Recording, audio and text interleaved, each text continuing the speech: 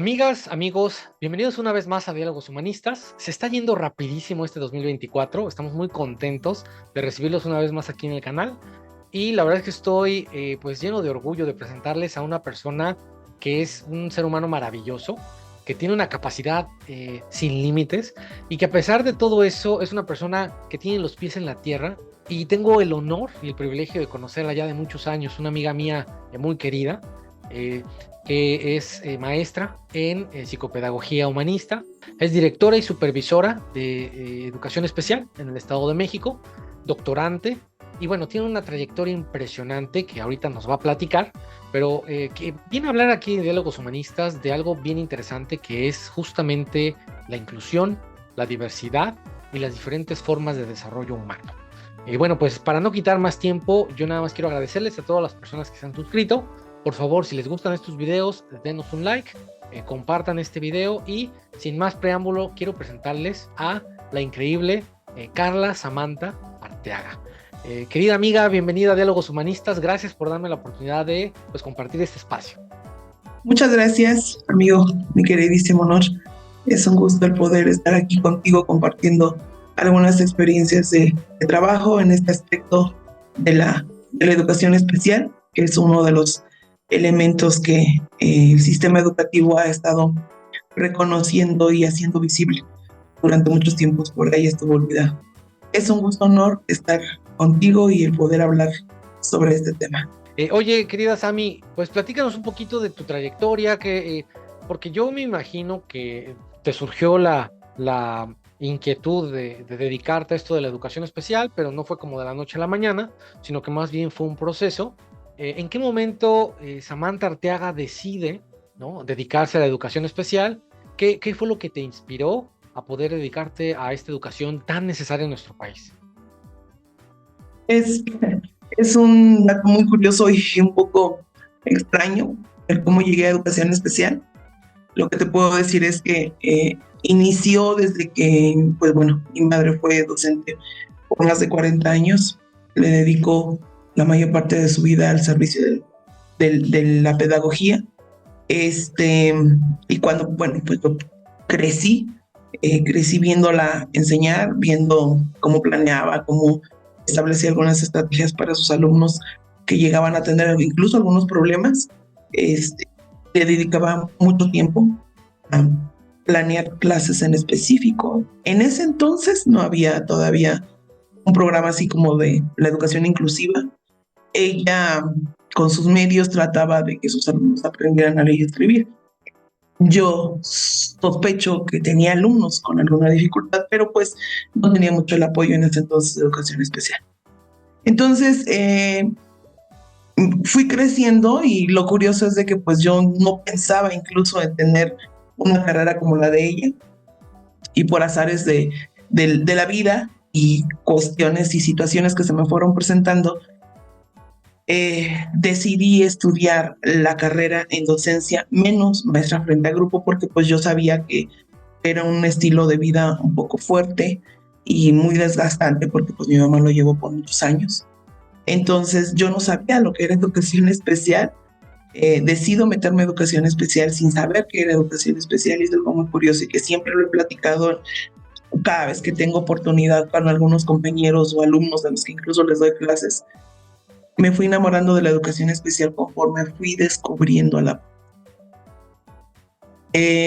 Conocer las discapacidades a jóvenes, niños, niñas con diferentes condiciones y que estaban siendo vulnerados sus derechos y que estaban invisibles en un sistema, me fui enamorando de esta situación y yo decía, no es posible que el sistema se olvide de pequeños así. A mí me tocó la integración educativa, vivirla a flor de piel, y la transición de la educación inclusiva, y hoy la educación inclusiva como se da.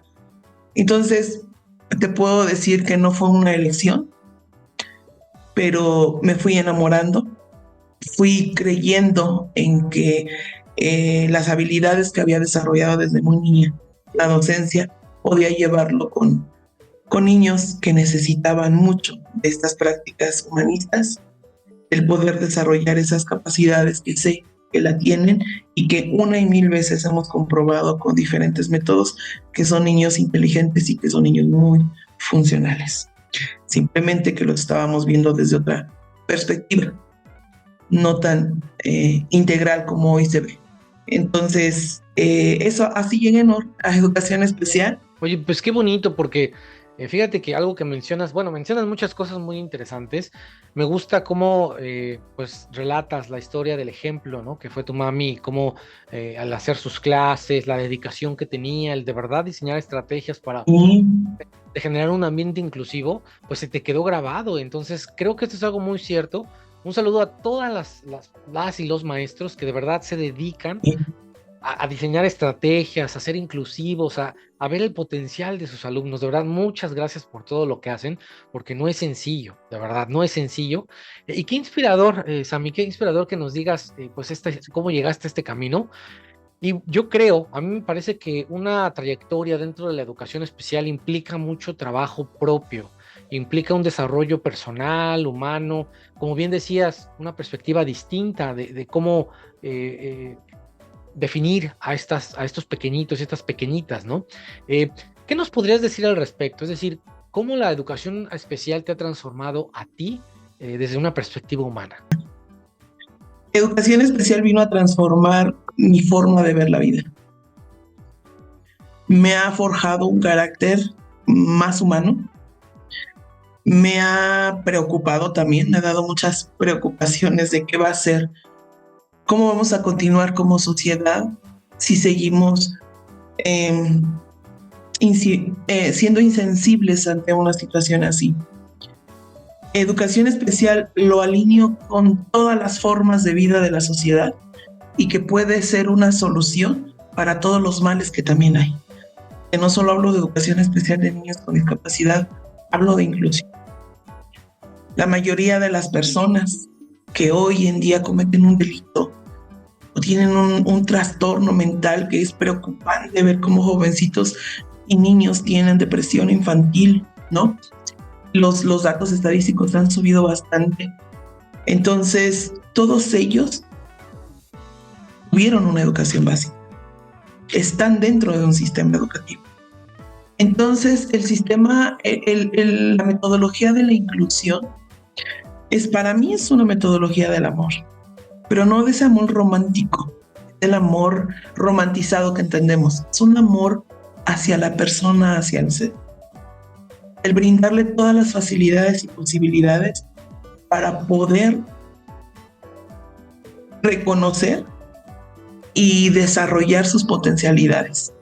Entonces, al trabajar esa visión humanista, al trabajar desde este enfoque de la inclusión, me ha favorecido a mí en lo personal mejorar mis capacidades como ser humano.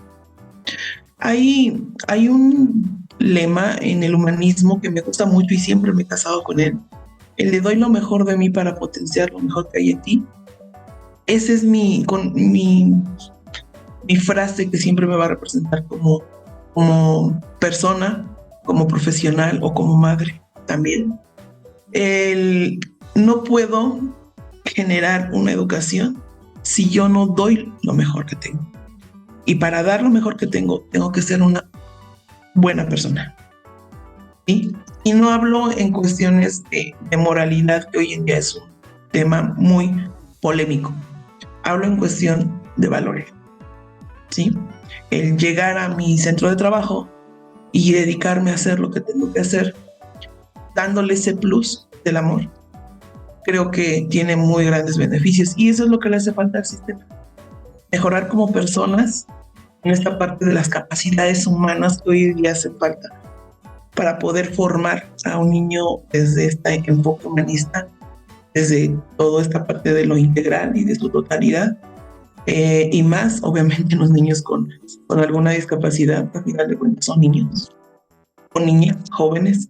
Entonces me ha dado todo, o sea, me ha dado todo como persona. Yo soy ser humano, trato en la medida de lo posible dar lo mejor que tenga para poder potenciar lo mejor. Oye, qué filosofía tan profunda y qué filosofía tan inspiradora. porque creo que es muy cierto lo que dices. En la medida que nosotros nos comprometamos a dar lo mejor de nosotros, podemos ver el potencial, los demás pueden desarrollar su mejor versión, desarrollar su potencial. Entonces, qué bonito, la verdad es esto, pero también implica un compromiso. Es algo que en palabras suena como pues muy romántico, ¿no?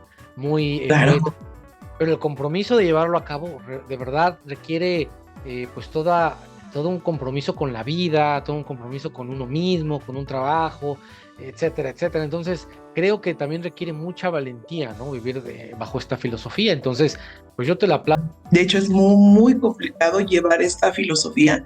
Por eso yo les decía a veces a los maestros, regularmente cuando trabajamos las reuniones con directores o supervisores o docentes y darle esta filosofía, yo les decía, no es fácil el humanismo. El humanismo no es como ustedes lo conciben. Nosotros, el nuevo plan 2022, esta filosofía de la nueva escuela mexicana, trata de que solo nos demos una sumada al humanismo. Es muy complicado, porque estamos dentro de un sistema que nos exige mucho, nos pide mucha administración y que en ocasiones se nos olvida porque somos seres humanos y también vivimos bajo un estrés. Entonces, yo que tengo ya la oportunidad de estar de este lado de la parte administrativa y que ya no estoy ejerciendo en un aula, me doy cuenta de que pues mi carga o la forma en cómo poder mantener viva esta filosofía pues es estar en contacto directo con los niños y no en la parte administrativa. A lo mejor es un mal consejo para todos los que son directores y administrativos. Trabajar con niños es algo maravilloso. Es algo maravilloso. No es utópico, es filosófico, ¿sí?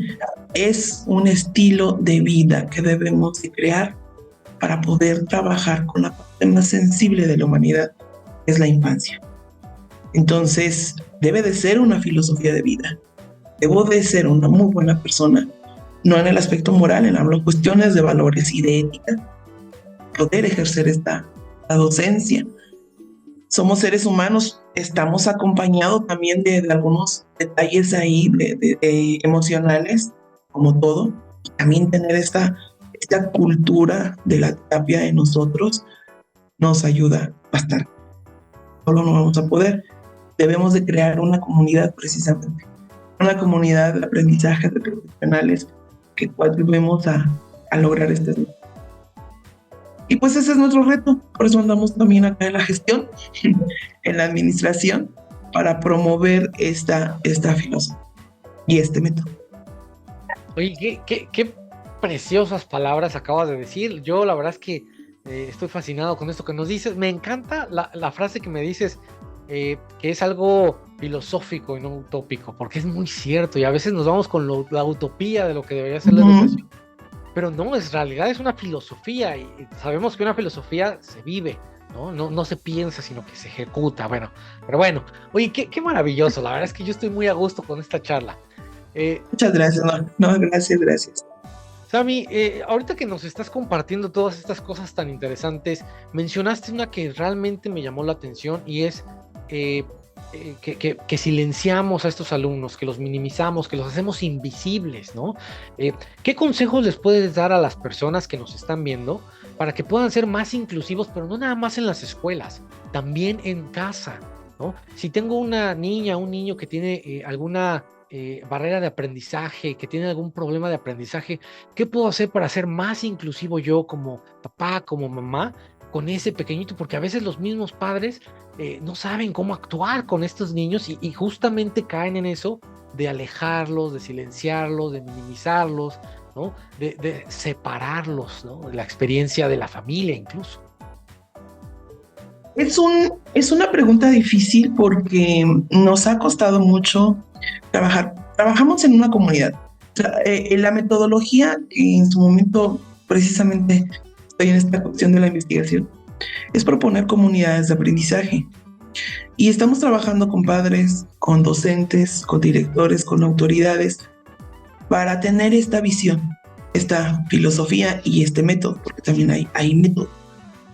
Es complicado el trabajar esta situación en diferentes personas, porque cada persona viene con una historia de vida. Son una biografía andante, tanto familia, padres y alumnos. Lo que yo he aprendido con toda esta experiencia que he trabajado también con padres de familia, el consejo que le doy a los padres de familia es vivir. Porque cuando no se vive el duelo, no hay aceptación. Cuando no hay aceptación, hay segregación y discriminación en la familia, en el primer sistema del niño, donde se está desarrollando, está formando. Porque pues la escuela es un segundo sistema, ¿no? Entonces, el padre de familia tiene que romper con ese ideal de hijo. Si no lo rompe, el proceso va a ser más complicado. Se ha mentalizado o nos hemos idealizado, o la sociedad ha idealizado, la discapacidad es algo malo, es una enfermedad. Y es una cultura que ya debemos de desaprender, porque no es así. La discapacidad es parte de la diversidad, es algo que caracteriza a la persona, es parte de sus capacidades humanas, ¿sí? Es como decir, me hubiera gustado, y no hablo de racismo, pero así empieza la discriminación, me hubiera gustado que mi hijo hubiera sido más blanco y no tan morenito. Me hubiera gustado que mi hija hubiera salido con el cabello rizado y no nació. Es bajo ese mismo concepto de característica física a la discapacidad. La discapacidad no es una enfermedad, es parte de la característica de la persona, ¿sí? Y hablamos de una diversidad de función. Está funcionando de manera diferente. Y es una discapacidad intelectual. Sus capacidades cognitivas son diferentes a la de un niño que no la tiene. Si es una discapacidad auditiva, su funcionalidad no es la audición, pero sí puede ser la visual. Entonces, es una diversidad de funciones que le permite a la familia, tendrá que entender esta parte, que ese ideal no existe, no hay un hijo perfecto o una hija perfecta. Entonces, regularmente yo los invito a hacer conciencia de que no vivamos bajo ese ideal y trabajemos sobre la realidad. Obviamente es un proceso complicado en el cual requerimos de apoyo terapéutico, ¿vale? Porque vivir un duelo es complicado, pasar ese duelo es complicado. Entonces, el primer consejo que yo le doy a los papás es vivir con nuestras realidades, conocer a nuestros hijos y sus potencialidades, conocer esta diversidad que tenemos a nuestros hijos, porque no solo es uno, pues hemos tenido familias que tienen hasta 3 hijos, ¿no? Entonces, una de las reglas que yo he trabajado y promovido mucho en la gestión, porque sí puedo decir que debería de normarse esa parte, de no hablarle como el niño con discapacidad, ¿no? Hablarle como la persona que es por el nombre. Y la etiqueta quitarla, porque cuando etiquetamos, pues minimizamos y estamos invisibilizando. Estamos haciendo que sea un problema, cuando en realidad no es un problema.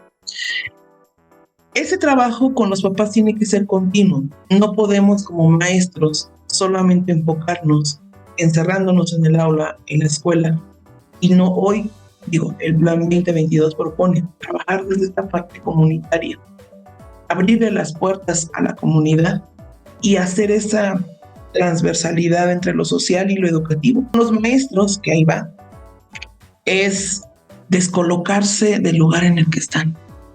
No, el maestro literal o está detrás de un escritorio o está frente a un pizarrón y solamente visualizan al niño desde esa perspectiva. Entonces el niño que no le presta atención ya es un niño con problemas. El niño que no terminó de hacer la plana ya es un niño con problemas.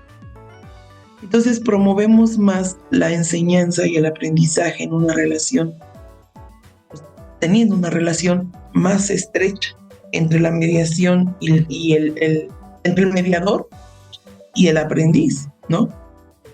Pero si estoy yo en un mismo lugar, solamente lo estoy viendo desde una perspectiva. Y el maestro cuando está en movimiento, conoce más a su alumno. Y ahí están nuestros alumnos con discapacidad. Y entonces tal vez mi alumno no puede aprender las sílabas en un proceso de conceptualización de la escritura. No puede aprender las sílabas, pero si yo me descoloco, ¿sí?, está aprendiendo los fonemas, ¿no? Y esos fonemas los está comunicando no de la manera que yo espero que lo haga, que regularmente es de manera oral, lo está comunicando de manera gráfica. Entonces, la metodología que nosotros proponemos para el maestro, que es el diseño universal, el DUA, es el diseño universal para el aprendizaje, que tiene como base las neurociencias. El niño tiene múltiples formas para expresar y actuar ante su propio. Entonces, difícilmente lo va a hacer como el maestro lo espera. El consejo que yo le doy a los maestros es colocarse primero en el lugar donde lo están observando, conocerlo, identificar cuáles son sus necesidades, buscar y explorar cuáles son las múltiples formas en cuál vamos a presentar o representar lo que se tiene que aprender. Encontrar la manera de motivar, porque la motivación es básica, múltiples formas de la motivación, para también abrir más mis posibilidades a reconocer que el niño tiene múltiples formas también de expresión. ¿Sí? Y las autoridades educativas, trabajar la gestión desde este enfoque inclusivo que conlleva mucho trabajo y recursos, obviamente. Entonces, cuando cada uno de nosotros hacemos lo que nos toca, la idea es hacerlo meta transdisciplinar. Lo meta es importante porque cada uno de los actores que tienen que ver con la formación y en la educación de los niños con discapacidad son muy importantes. Solos no vamos a poder, los papás solos no van a poder, los maestros solos no van a poder. Las autoridades tienen que apoyar en todos los aspectos. Entonces, son muchas cosas, ¿no? Dependiendo del contexto, dependiendo de la persona, que nosotros proponemos desde la gestión, acá donde estamos, el trabajar esta parte de lo transdisciplinar para poder darle al niño y a la niña lo que requiere y le vaya a ser ahora funcional a una vida en sociedad. ¿No? Y qué maravilloso, de verdad. Amigas, amigos, yo espero que estén tomando nota. De verdad es que esta es una clase magistral sobre las perspectivas en que la formación y el desarrollo humano puede impactar a la diversidad. ¿Tú qué podrías aconsejar a aquella persona que quiere estudiar educación especial, que tiene interés en esta disciplina? ¿Por dónde puede comenzar? ¿Dónde puede empezar a averiguar más al respecto? ¿A dónde puede comenzar a estudiar? ¿Dónde se forma? Si alguien quisiera dedicarse a educación especial, una normal, de cajón. En miras de que, pues obviamente, el plan requiere de un ajuste, ¿vale? Y si alguien ya tiene la carrera en la docencia o en pedagogía y quisiera saber más y conocer más sobre educación inclusiva, pues un posgrado.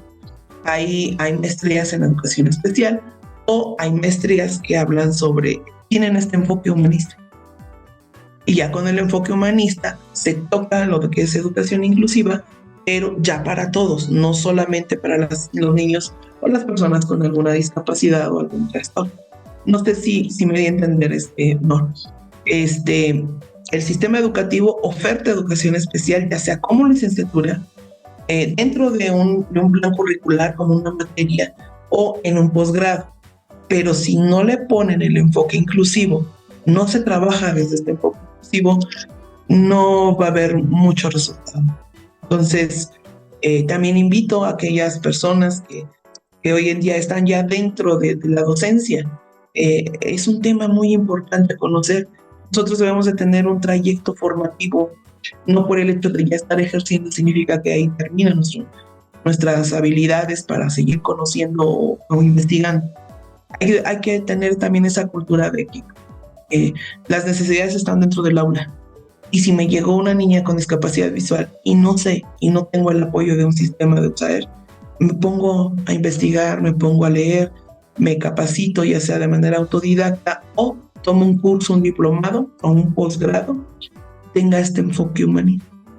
Yo creo que hablar de educación inclusiva, hablar de educación para personas que tienen algunas barreras de aprendizaje, tiene que ver con mucha versatilidad por parte de las personas que están pues a cargo del grupo, porque tienen que tomar diferentes herramientas para poder pues pasar una barrera justamente que es la que creemos que debe, cómo debe de ser la educación, esa parte casi ideológica de que la educación debe ser de alguna forma, y transformarlo en la realidad de la educación, que también a veces trasciende, ¿no? Incluso la ideología de que la educación es de cierta forma o de tal cual. Entonces, me resulta interesante esto que mencionas, porque creo que hay mucho todavía que hacer en el campo de la educación y hay mucho que hacer todavía en el campo de la educación especial. Entonces, mientras más personas se sumen a esto, mientras más personas se interesen en estas temáticas, creo que podemos potenciar el desarrollo de todas estas pequeñas y pequeños que están pues esperando, ¿no? Justamente estas oportunidades. Sammy, ¿cuáles son algunas de las herramientas más importantes que tú has encontrado para poder justamente trascender un modelo educativo y transformarlo en un modelo de desarrollo? ¿Cuáles son algunas de las herramientas más útiles que tú puedas encontrar, que nos puedas compartir, y que si todas las personas que nos ven, hay alguna persona que se dedique a la educación y quiere herramientas, pues puedas darle esa inspiración? Si trabajan personas que nos están observando y son directores, supervisores, APPs, les sugiero mucho el índice inclusivo de Tony Wood y Mail Einstein. En ese libro es como, nosotros lo tomamos como la Biblia de Puerta, el sistema educativo. Yo estoy trabajando en el sistema estatal de aquí del Estado de México. Hay dos sistemas, federal y estatal. Pues yo estoy en el estatal y pues es nuestra Biblia, por así decirlo, de cómo trabajar desde las políticas educativas y desde la parte institucional de la inclusión. Para el maestro, le sugiero mucho a Alba Pastor, que es Diseño Universal para la Aprendizaje, es el DUA. Alba Pastor habla de manera muy, no quiero etiquetarlo con una palabra, porque el DUA es grandísimo y es evolutivo, va cambiando constantemente. Es un libro que nos sistematiza lo más importante que el maestro debe de conocer del DUA y que tiene su fundamento en las neurociencias, en las teorías del aprendizaje, en la parte de la universalidad, en la accesibilidad, universal, hablando precisamente de la infraestructura. Entonces, es un libro que sistematiza un método, ¿sí? Y lo vuelvo a comentar. DUA es evolutivo. Para conocer del DUA, a mi punto de ver, debo de empezar con Alba Pastor, que habla sobre el diseño universal para la aprendizaje. Y si nos vamos a la parte filosófica para todos, con este nuevo programa educativo, en lo personal, es el que más me ha gustado en todos los aspectos, el Plan 2022, y la filosofía humanista que se está dando desde ahí, con esta parte de la decolonización del conocimiento y la emancipación del mismo, Paulo Freire, que habla sobre los diálogos en la pedagogía. Entonces, quiero impactar más con esta filosofía que propone la nueva escuela mexicana y que desde como persona a mí me gusta mucho y es el con el que más me he entendido desde esta parte de la visión que tengo hoy en día de transformar el espacio donde estoy con mis prácticas, métodos, con mi forma de pensar, con mis valores, con mi ética, Paulo Freire.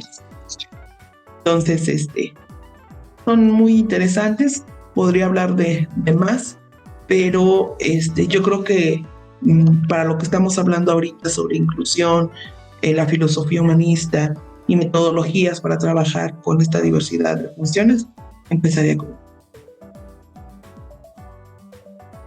Muchísimas gracias.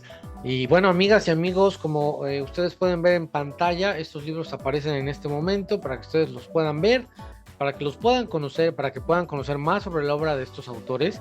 y bueno, para que ustedes también puedan adentrarse en este mundo de la inclusión, de la pedagogía del amor, que puedan de verdad conocer los fundamentos del desarrollo humano como esta profesional que es Sam. ¿Qué mensaje le das a todas estas personas que tienen una niña o un niño con algún problema de aprendizaje en casa, ¿no? Y que de repente se han sentido desesperados, angustiados, tristes, excluidos de un sistema educativo?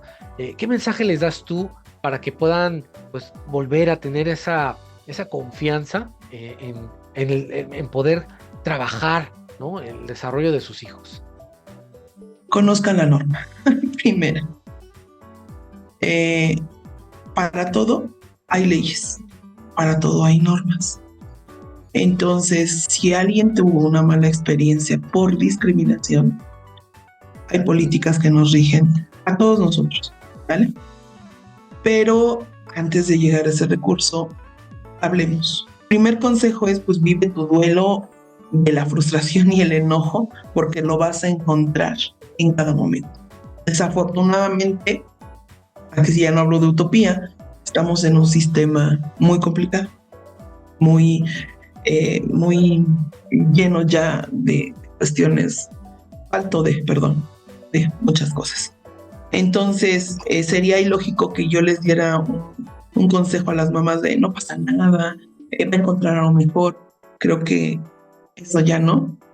Es tome fuerza, llore lo que tenga que llorar y busquemos un plan, porque su hijo o su hija no debe de quedarse sin ese derecho. Porque las escuelas tenemos la obligación, todos nosotros somos parte del sistema, parte del Estado, tenemos la obligación de atender a todos los niños. Pero también tú como padre tienes la obligación de estar con nosotros y poder apoyarnos en este proceso.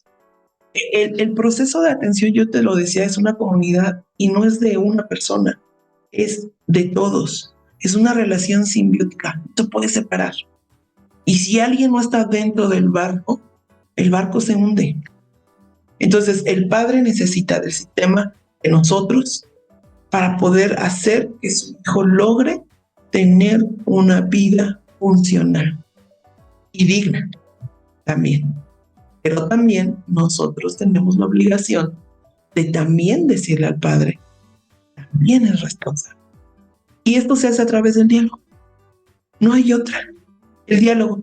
Pero si vamos enojados, si vamos frustrados, si entendimos lo que quisimos entender, se rompe el diálogo y el afectado es el alumno.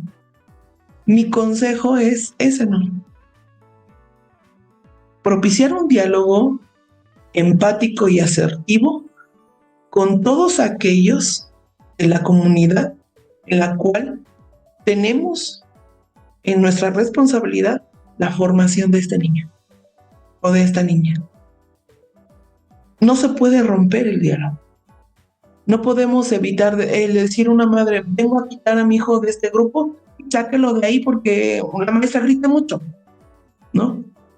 Vamos a dialogarlo. Como autoridad necesitamos dialogar con las normas pertinentes, levantamiento de un acta, tomamos acuerdos, punto. Pero tampoco la maestra puede decir, es que ya no quiero a este niño porque su mamá es muy molona. No, vamos a dialogarlo. Y maestros, aceptemos la diversidad como se da. También conozcamos de normas, también conozcamos de política, porque el desconocimiento no me exime de la culpabilidad. Entonces, conozcamos. Hablar de diversidad no es solo reconocer que tengo una niña o un niño en el aula, morenito, blanquito, diferentes religiones. Diversidad es un mundo grandísimo y son temas que muchos desconocen. Y como desconocen, incumplen.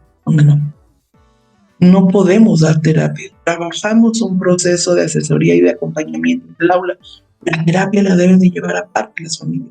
Debe ser parte de la cultura hoy en día, de todas las familias. Llevar un proceso terapéutico para trabajar duelo y conocer todas las instancias que me puedan apoyar, todas aquellas instituciones que me puedan apoyar al al trabajo integral de mi hijo que la escuela no me puede dar. Todo esto que te comento es la experiencia que he tenido, digo, no son muchos, ya llevo 15 años en educación especial y pues nos hemos apoyado de muchas personas, hemos asesorado a muchos padres de familia, a muchos directores, a muchos supervisores para cómo trabajar con estas condiciones que también a veces lo desconocido me da miedo, es entendible, pero pues para eso estamos, asesorar y Oye, qué maravilla, la verdad que es fascinante hablar de todo este mundo de la educación, de la diversidad, de la inclusión, del desarrollo humano, pero es mucho más fascinante hablar con alguien que sabe del tema, que lo conoce, ¿vale? Que lo domina. Entonces te agradezco muchísimo, Sami, que nos des la oportunidad de conocer las diferentes perspectivas y que nos das esos consejos que de verdad son muy útiles para las personas que nos ven. De verdad, muchísimas gracias por esta charla. Amigos, gracias por acompañarnos en esta entrevista. Ya saben que yo les invito a que se suscriban al canal, que si les gusta, por favor, nos dejen un like, nos dejen sus comentarios sobre todo este tema tan importante, cómo ustedes han vivido, experimentado esto de la educación especial inclusiva en nuestro país. Y bueno, pues déjenos sus comentarios. Yo les invito a que se suscriban, a que compartan el video. A alguien le puede ayudar, alguien puede inspirar a que pueda estudiar sobre estos temas. Y bueno, pues yo nada más me queda agradecerte, Sami, por esta oportunidad tan grandiosa que nos das de haber conocido un poco más sobre el tema. Y bueno, pues yo, gracias. no, no, gracias a ti.